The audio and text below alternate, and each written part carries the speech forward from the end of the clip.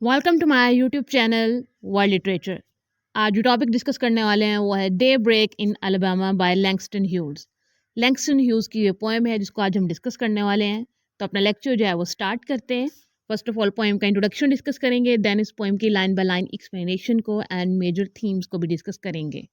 Day break in Alabama ये जो poem है इसमें ईरा ऑफ सेग्रीगेशन को डिस्कस किया गया है कि यूनाइटेड स्टेट्स में जब सेग्रीगेशन होती है तो क्या कंडीशन होती है एंड वहाँ के जो लोग होते हैं वो क्या फील करते हैं, क्या एक्सपीरियंस करते हैं, वो कैसे जो है वो यूनिटी को देखना चाहते हैं एंड वो सेग्रीगेशन के अगेंस्ट होते हैं।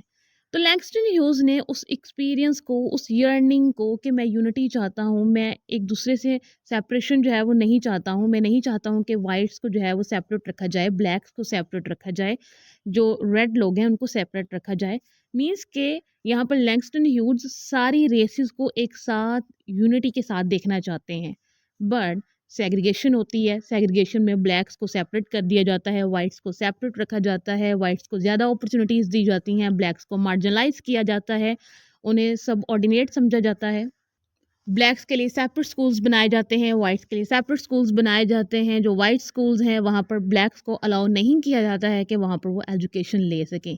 इवन के इंटररेशियल मैरिजेस को भी स्टॉप कर दिया जाता है, उन पर भी बैन लगा दिया जाता है।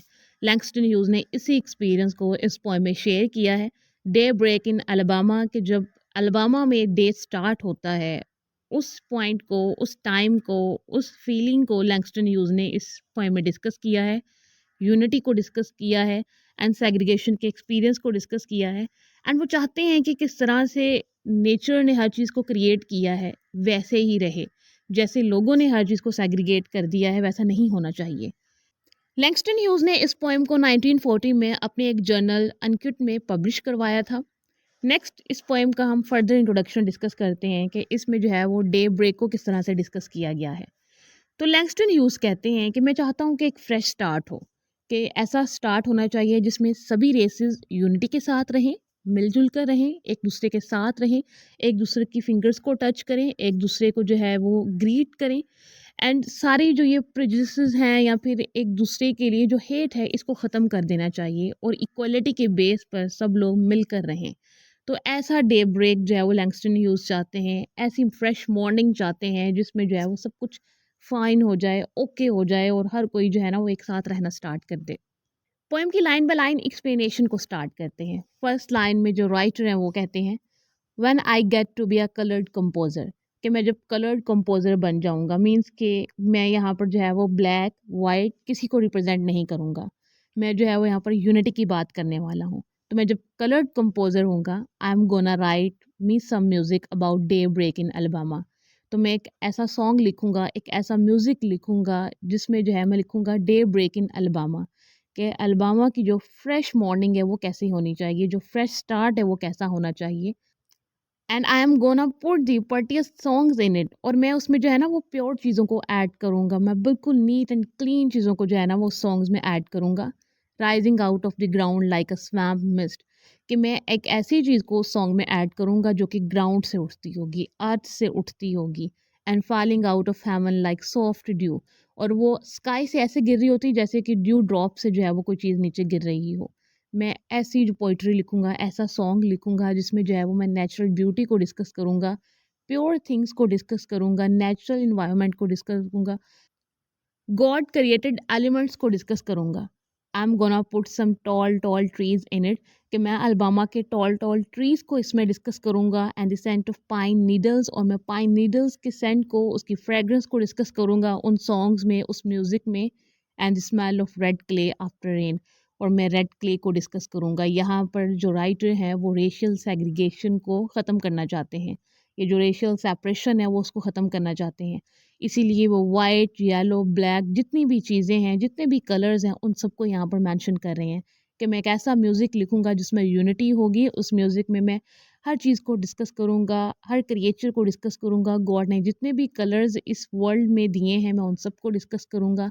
अलबामा की नेचुरल ब्यूटी को मैं डिस्कस करूँगा। नेक्स्ट लाइन में राइटर कहते हैं, एंड लॉन्ग रेड नेक्स, मैं लॉन्ग रेड नेक्स को उस पोइट्री में, उस म्यूज़िक में ऐड करूँगा। एंड पॉपी कलर्ड फेसेस, मैं पॉपी कलर्ड फेसेस को भी ऐड करूँगा। And big brown arms, big brown arms को भी मैं डिस्कस करूँगा। And they feel Daisy eyes, और मैं ऐसी आइज़ को डिस्कस करूँगा जो कि डाइजेस की तरह होती हैं, of black and white, black white black people, कि मैं वाइट्स को भी डिस्कस करूँगा, ब्लैक्स को भी डिस्कस करूँगा, and I am gonna put white hands and black hands and brown and yellow hands, कि मैं सभी कलर के हैंड्स को भी उसमें डिस्कस करूँगा। मैं ऐसा सॉन्ग लिखूँगा जिसमें मैं सारी रेसेस को मेंशन करूँगा, and red clay earth hands in it, और मैं रेड क्ले अर्थ हैंड्स को भी डिस्कस करूँगा। मीन्स के यहाँ पर जो राइटर है वो यूनिटी चाहता है और वो सभी रेसेस को एक साथ देखना चाहता है, तभी सभी रेसेस को यहाँ पर राइटर ने मेंशन किया है कि मैं एक ऐसा म्यूज़िक लिखूँगा जिसमें मैं सभी रेसेस को, सभी कलर्स को सेलिब्रेट करूँगा। नेक्स्ट लाइन में राइटर कहते हैं touching everybody with kind fingers, और ये जो सभी रेसेस हैं ये एक दूसरे को काइंड फिंगर्स के साथ टच करेंगी। ये मेरी इमेजिनेशन है, ये मेरा ड्रीम है।